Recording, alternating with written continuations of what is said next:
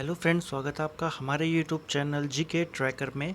आज हम बात करने वाले हैं शिक्षा नीति के बारे में, जो कि अभी हाल ही में रिलीज़ हुई है 29 जुलाई को। ठीक है, यह भारत की कौन सी शिक्षा नीति थी, अभी तक कितनी शिक्षा नीतियाँ आई हैं, कब कब उनका गठन हुआ है, और यहाँ से जितने भी महत्वपूर्ण क्वेश्चन परीक्षाओं में पूछे जा सकते हैं और इस शिक्षा नीति में क्या क्या इंपॉर्टेंट हुआ है, क्या क्या बदलाव हुए हैं, वो सब हम इसमें जानेंगे।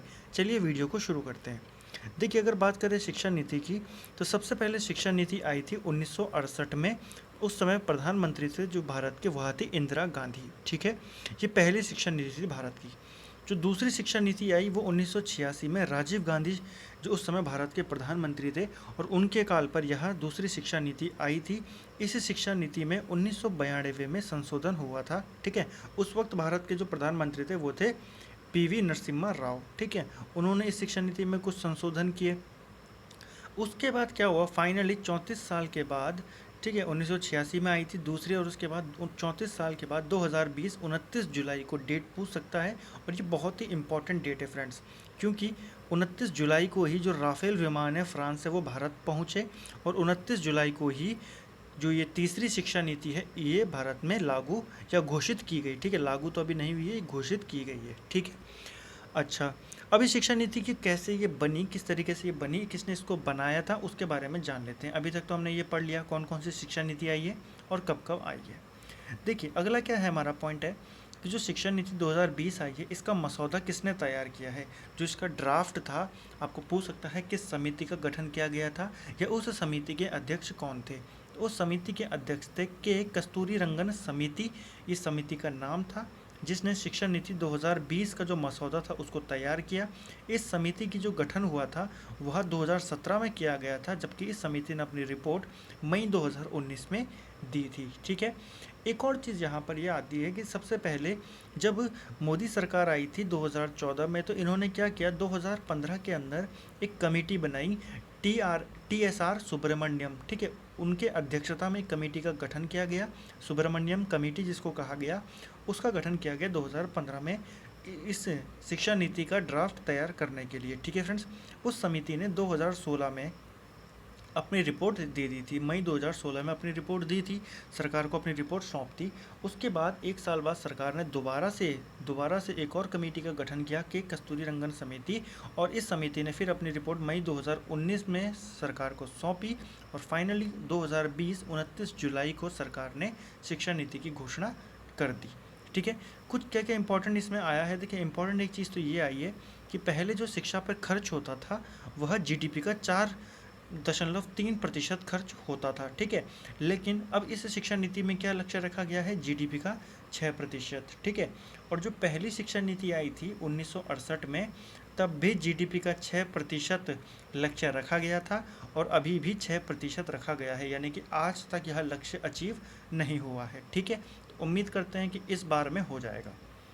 अगला देखते हैं जो इसमें महत्वपूर्ण हुआ है कि इसमें जो नया पैटर्न आया है। देखिए, अभी तक जो पढ़ाई का जो पैटर्न चलता है भारत में वह चलता है 10+2 का। ठीक है, 10 तक नॉर्मल पढ़ाई होती है, उसके बाद 2 साल आपको 11 और 12 करना पड़ता है, उसके बाद आप कॉलेज में चले जाते हैं। ठीक है, अब क्या होगा, अभी जो आपका पैटर्न होगा वो 5-3-3-4 के पैटर्न पर आधारित होगा।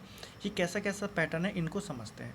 देखिए, जो सबसे पहला है हमारा वो है 5 में क्या होगा, ये फाउंडेशन स्टेज के नाम से होगी। ठीक है, और इसमें पहले 3 साल प्राइमरी स्कूल के जैसे पढ़ाया जाएगा। ठीक है, जैसे जो LKG होती है, UKG नर्सरी जो होता है, प्राइमरी स्कूल, उसके बाद कक्षा 1 और कक्षा 2 इसमें आएंगी। तो पहले 5 साल आपको जो बच्चा होगा उसको इन इससे गुजरना पड़ेगा। ठीक है, फाउंडेशन स्टेज 5 वर्ष उसको यहाँ पर अपने देने पड़ेंगे। ठीक है, 3 साल प्राइमरी में, फिर 1 साल कक्षा 1, फिर कक्षा 2 में। इस जो ये स्टेज है, ये जो पैटर्न है, इसमें जो उम्र होगी वह 3 से 8 वर्ष की होगी, यानी कि 3 साल का बच्चा यहाँ पर सीधा प्री प्राइमरी में एडमिशन ले सकता है। उसके बाद कक्षा 2 तक वह 8 वर्ष का हो जाएगा, और 8 वर्ष में वो कक्षा 2 में पहुँच जाएगा। इसके बाद क्या आता है हमारे पैटर्न में, जो 5-3-3-4 का पैटर्न है, अगला नंबर है 3। इसमें क्या होगा, इसमें कक्षा 3 से लेके कक्षा 3, कक्षा 4 और कक्षा 5 की पढ़ाई कराई जाएगी। इस दौरान बच्चे में क्या किया जाएगा, जो उसकी राइटिंग क्षमता होती है, जो राइटिंग स्किल्स होती है, उनको डेवलप किया जाएगा। ठीक है, इसमें जो उम्र सीमा है वह है 8 से लेकर 11 वर्ष तक के बच्चे इसमें रखे जाएंगे, ठीक है। फिर आता है हमारा अगला पॉइंट, वह है फिर से आता है 3, क्योंकि 5, 3, 3 और 4 ये इसमें पैटर्न है। अब इसमें क्या होगा, इस स्टेज को मध्य स्टेज भी कहा गया है, ठीक है। अब इसमें कक्षा 6, कक्षा 7 और कक्षा 8 तक की पढ़ाई होगी, यानी कि 6, 7 और 8 तक की इसमें पढ़ाई कराई जाएगी, ठीक है। इसके दौरान क्या होगा, यहाँ पर सबसे बड़ा बदलाव ये आया है कि आपको कक्षा 6 से ही वोकेशनल ट्रेनिंग हो, जो चाहे इंटर्नशिप हो, आप कक्षा 6 के बाद कर सकते हैं। ये एक क्वेश्चन भी बन सकता है एग्ज़ाम में कि किस कक्षा के बाद अब वोकेशनल ट्रेनिंग दी जा सकती है बच्चों को, या वो वोकेशनल ट्रेनिंग कर सकते हैं, तो वो कक्षा 6 के बाद से कर सकते हैं, ठीक है। तो कक्षा 6 से लेकर कक्षा 8 तक जो मध्य स्टेज है, इसके दौरान बच्चों में जो प्रोफेशनल स्किल्स होंगी, जो उनके अंदर जो नौकरी पाने के लिए जो उनके अंदर ज़रूरी स्किल्स होंगी, उनको डेवलप किया जाएगा, ठीक है। इसकी जो सीमा है वह है 11 वर्ष से लेकर 14 वर्ष तक, ठीक है। एक और ज़रूरी बात यहाँ पर यह है कि जब ये कक्षा 5 तक चलेगा पढ़ाई यहाँ पर बच्चों की, तो कक्षा 5 तक आपको उनको या तो आपको मातृभाषा में पढ़ाना होगा, या तो स्थानीय भाषा में, या फिर क्षेत्रीय भाषा में, ठीक है।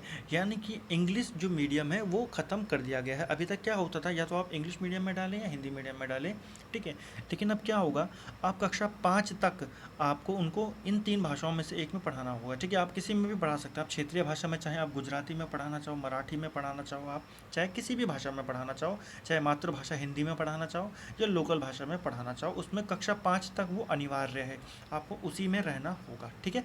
अंग्रेज़ी की जो अनिवार्य थी वो ख़त्म कर दी गई है, ठीक है फ्रेंड्स। अगला है हमारा जो अंतिम स्टेज आती है वो है कक्षा 9 से लेकर कक्षा 12 तक, ठीक है। अब कक्षा 9 से लेकर कक्षा 12 तक क्या चेंजेस किए गए हैं और क्या चेंजेस होने वाले हैं वो इसमें देखते हैं। अभी तक क्या होता था कि आपको सब्जेक्ट चुनने की जो आपको ऑप्शंस मिलते थे वो कक्षा 11 और 12 में ही मिलते थे, कि आपको आर्ट साइड लेनी है या आपको साइंस साइड लेनी है, ठीक है। साइंस में भी आप बायोलॉजी लेना चाहें या फिर आप मैथ्स लेना चाहें। अब क्या होगा, अब कक्षा 9 से ही आप सब्जेक्ट चुन सकते हैं, ठीक है।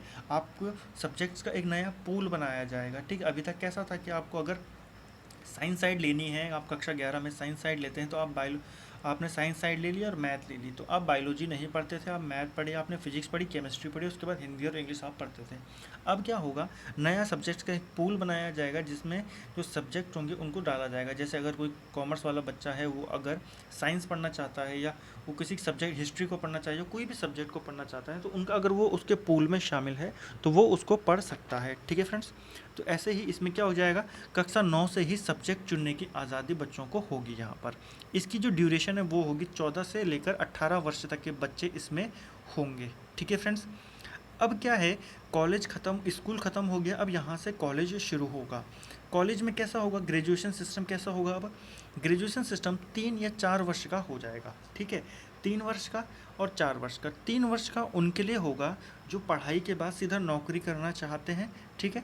और 4 वर्ष का उनके लिए होगा जो रिसर्च करना चाहते हैं या जो अनुसंधान में जाना चाहते हैं, पीएचडी की डिग्री हासिल करना चाहते हैं, ठीक है।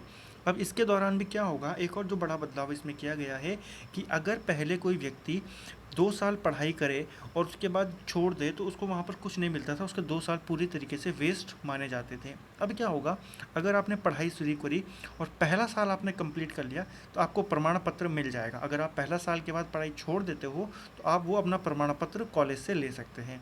दूसरा साल अगर आपने कंप्लीट कर लिया तो आपको कॉलेज से डिप्लोमा प्राप्त हो जाएगा। अगर आप कॉलेज छोड़ देते हो तो आपको डिप्लोमा वहाँ से मिल जाएगा, ठीक है। और अगर आपने तीसरा साल कंप्लीट कर लिया तो आपको डिग्री कॉलेज से मिल जाएगी, ठीक है फ्रेंड्स। और यदि आपने चौथा साल भी कंप्लीट कर लिया तो आपको रिसर्च प्रमाण पत्र के साथ डिग्री दे दी जाएगी, ठीक है। यानी कि आप अनुसंधान के लिए जा सकते हैं, ठीक है। चौथा साल उनके लिए होगा जो आगे की पढ़ाई करना चाहते हैं, हायर एजुकेशन के लिए जाना चाहते हैं। नहीं तो आप अगर जॉब के लिए देख रहे हैं तो 3 साल के बाद आपको डिग्री मिल जाएगी, आप उसके साथ जा सकते हैं, ठीक है।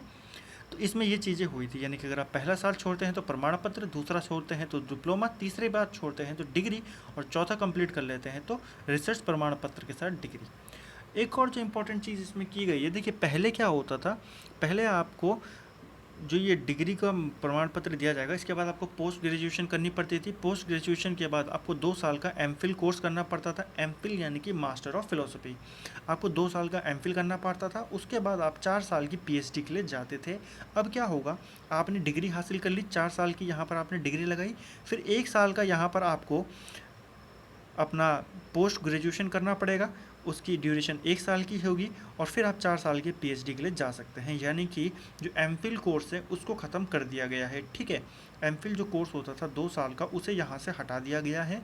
अब आप डिग्री लेने के बाद केवल 1 साल में आप पोस्ट ग्रेजुएशन की डिग्री हासिल करें और उसके बाद आप सीधा पीएचडी के लिए जा सकते हैं, ठीक है। और क्या इसमें बदलाव आया है, इसमें यह आया है कि मानव संसाधन जो विकास मंत्रालय है उसका नाम बदलकर शिक्षा मंत्रालय रख दिया गया है, ठीक है। जब भारत आज़ाद हुआ था तो शिक्षा मंत्रालय ही था, ठीक है। भारत के शिक्षा मंत्री ही होते थे उस समय। लेकिन क्या हुआ, 1985-86 में राजीव गांधी सरकार ने क्या किया, इसका नाम बदलकर MHRD रख दिया, ठीक है।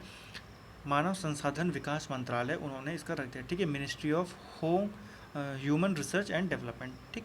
अब क्या हुआ, दोबारा से इसका नाम बदलकर शिक्षा मंत्रालय कर दिया गया है। और जो अभी मानव संसाधन विकास मंत्रालय में जो मंत्री हैं रमेश पोखरियाल निशंक, अब वो भारत के शिक्षा मंत्री कहलाए जाएंगे, ठीक है फ्रेंड्स।